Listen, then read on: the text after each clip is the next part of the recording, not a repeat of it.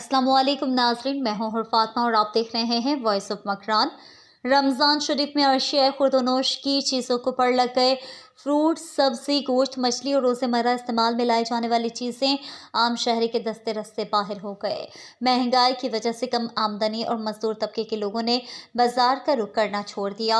शहरियों का कहना है कि रमज़ान से 2 दिन पहले तरबूज, प्याज, टमाटर, आलू समेत दीगर जितनी चीज़ें जो रोज़ाना इस्तेमाल की जाती हैं, इनकी कीमतों में बेतहाशा इजाफा किया गया है। मुर्गी का गोश्त 800 से 750 रुपये फ़ी किलो, जबकि बकरी का गोश्त 2000 रुपये फ़ी किलो फरोख्त किया जा रहा है। इसी तरह मुख्तलिफ इक़साम की मछलियों की कीमतें भी बढ़ा दी गई हैं। शहरियों ने ज़िले प्राइस कंट्रोल कमेटी से मुतालबा किया है कि इस बाबरकत महीने में महंगाई के जिन पर काबू पाकर गरीबों के लिए चीज़ों में इस्तेहकाम लाएं, ताकि इस बाबरकत महीने में गरीबों के मुंह में भी अफ्तारी और सहरी का निवाला जा सके। सब्ज़ी फरोशों का कहना है कि इनको महंगे दामों मिलते हैं और वो महंगे दामों बेचने पर मजबूर हैं।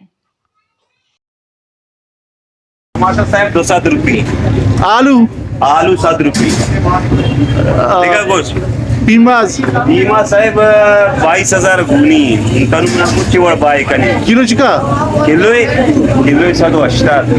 अच्छा मटर 200 कीरा साहेब 150 आहे. बट्टाक 7 रुपये. ये कोसा सर ये 120 रुपये. 20 रुपये. बच्चा जो महंगा खुदा रमजान महंगा सर शाबाश शरीफ कुर्ता होलसेल वाला नहीं है इन सर मांगू चिके थे पंजाब कराची मांगू चिके. अच्छा बोर्जा महंगा है. हाँ जी सर स्वामी से महंगा दे गए ये साहब महंगा कभी वो महंगा ही देने यार. मुर्गे किलो तो किससे दे गए आप तो 50.